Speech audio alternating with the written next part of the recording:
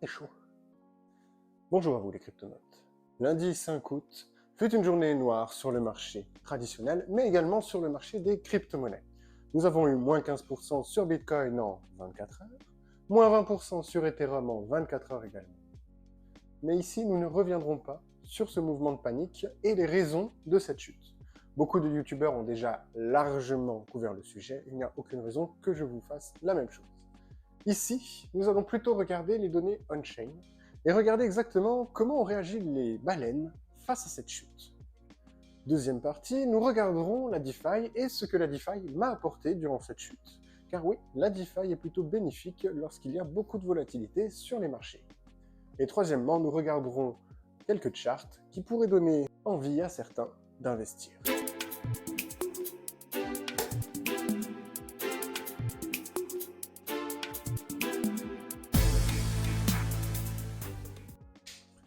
Je préfère vous le dire qu'on est entre nous, mais lundi 5 août, j'ai retrouvé le marché des cryptos que je connais. Le moins 15% sur BTC, le moins 50% sur certains altcoins. Ça, c'est le marché des cryptos.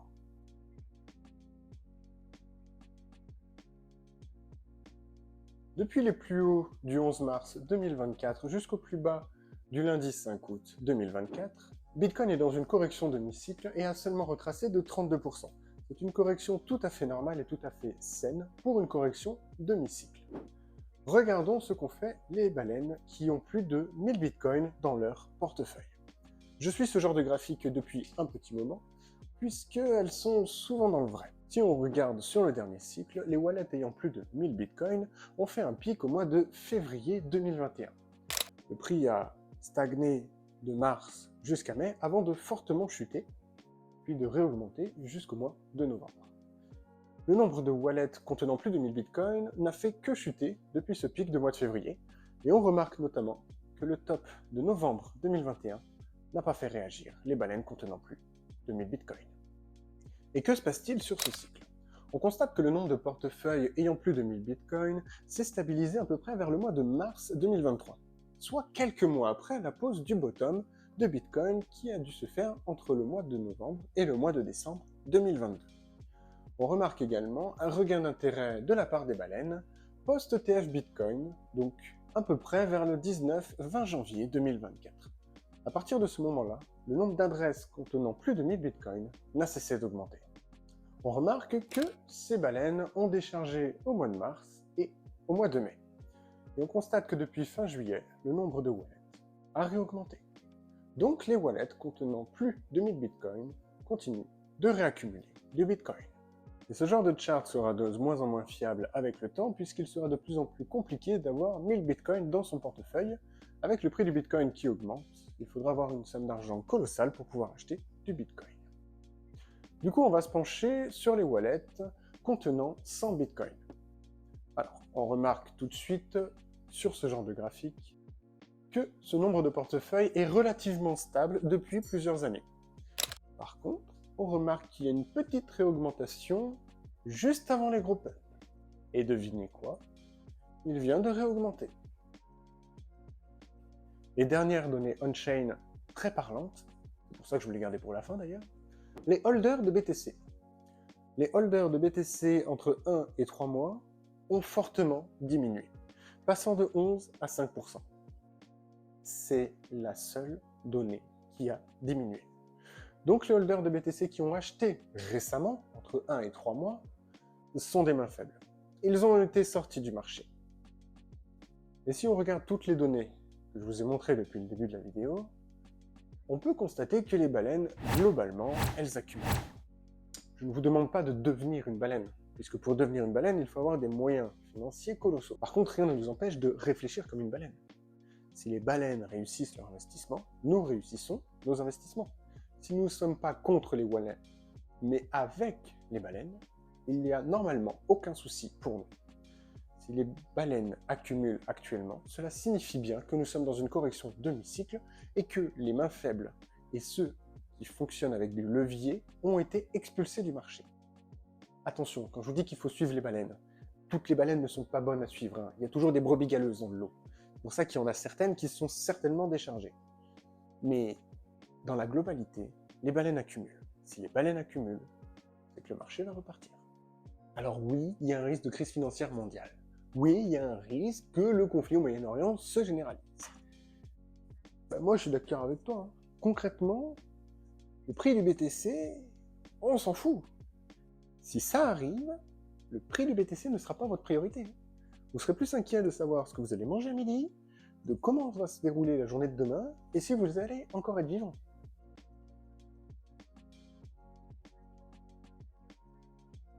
Beaucoup négligent la finance décentralisée et les revenus passifs que l'on peut générer grâce à elle. Durant les périodes de forte volatilité, comme c'était le cas lundi, la finance décentralisée s'affole, et c'est un jour de fête pour nous qui apportons de la liquidité.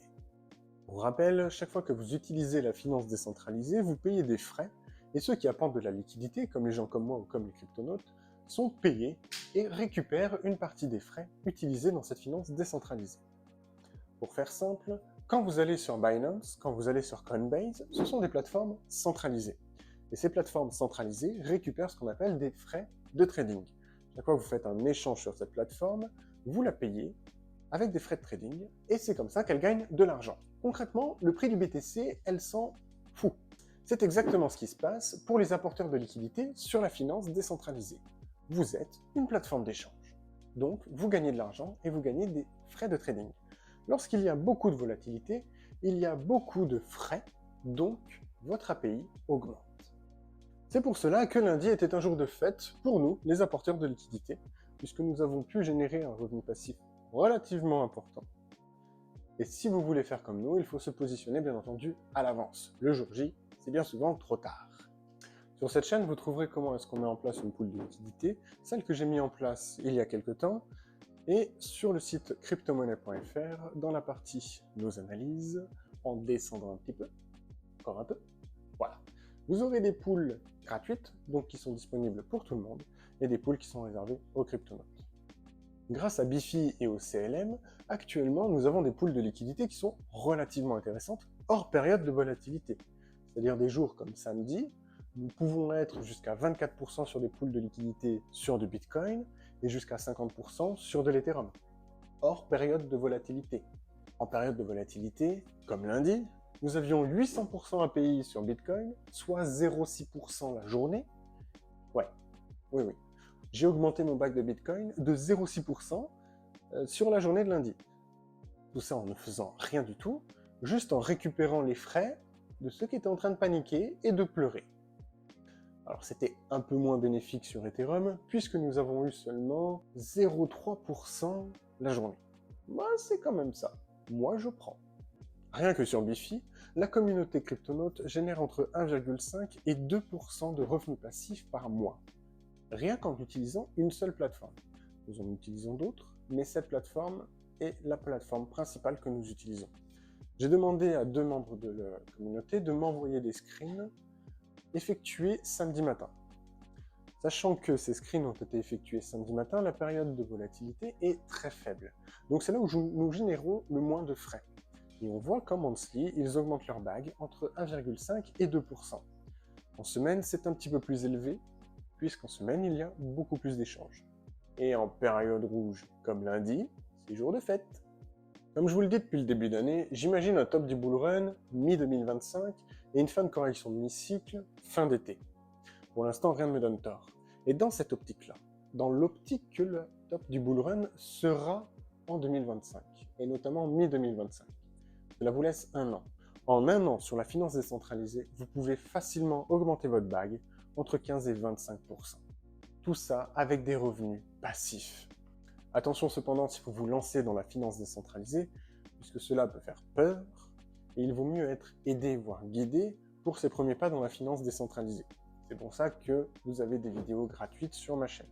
Si vous voulez plus d'informations, n'hésitez pas à mettre un commentaire ou à m'envoyer un message sur contact@cryptomonnaie.fr.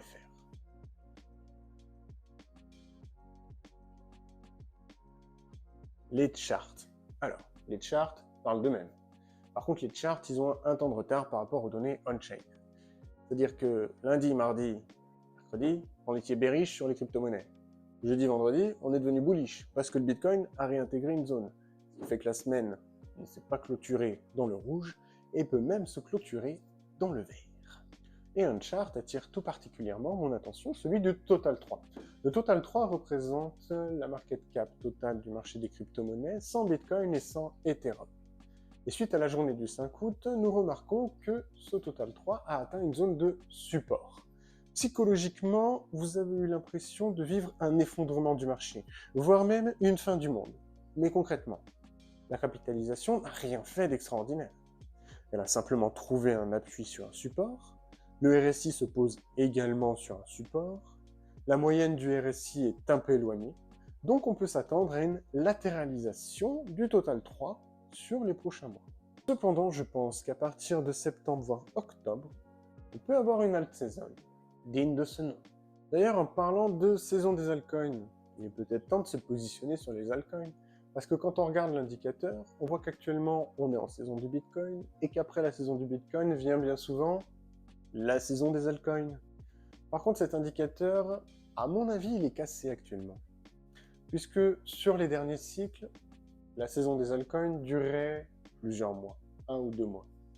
Et actuellement, à mon avis, il y a tellement, mais tellement de crypto-monnaies que la alt season dure 15 jours. En tout cas, c'est ce qui s'est passé les 2 dernières fois où cet indicateur est allé dans la saison des altcoins.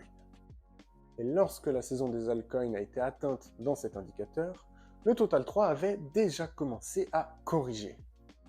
Je favorise donc d'autres indicateurs, et notamment ceux qui nous montrent les secteurs qui performent le mieux lors du bull run ou lors de marchés haussiers.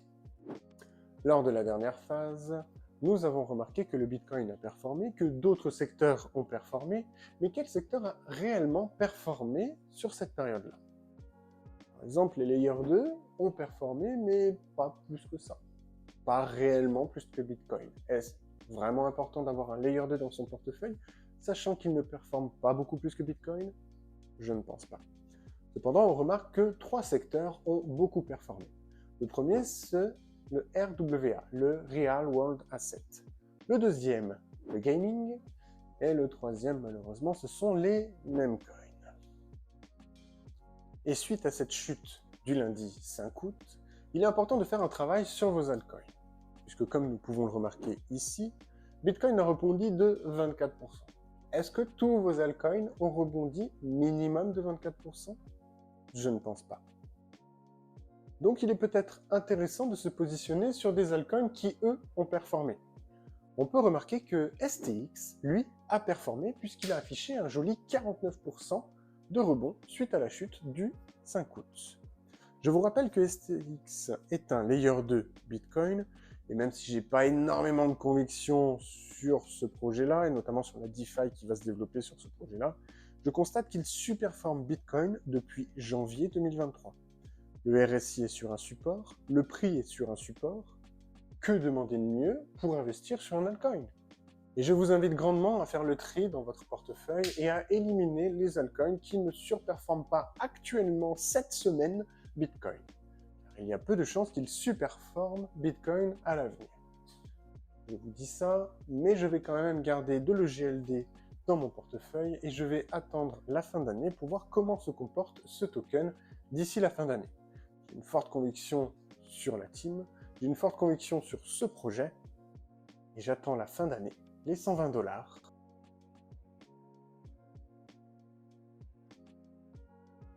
La journée du 5 août fait une journée noire. Beaucoup ont souffert et ont vendu dans la souffrance, pensant que c'était la fin des crypto-monnaies ou que c'était la fin du marché haussier. Peut-être le début de la crise financière, je ne sais pas. Les données on-chain nous montrent l'inverse. Les baleines ont plus accumulé, qu'elles ont tendance à accumuler actuellement. Et croyez-en mon expérience, depuis 2017, quand les baleines achètent, ce n'est pas pour rien. Pour moi, nous venons de vivre ce que l'on appelle un bear trap. Faire croire aux gens que nous entrons en marché baissier, alors que pas du tout, nous allons faire un marché haussier et un bull run d'anthologie. Même si le marché, dans les jours ou dans les semaines qui arrivent, latéralise ou rediminue légèrement, je reste quand même très confiant. Depuis le début d'année, et mes vidéos sont à l'appui, je m'attendais à une correction de mi-cycle plutôt longue et douloureuse. Alors peut-être pas autant douloureux, mais au moins à une correction de mi-cycle qui allait durer jusqu'à la fin d'été. Je m'attends donc à une reprise du marché haussier d'ici septembre ou octobre.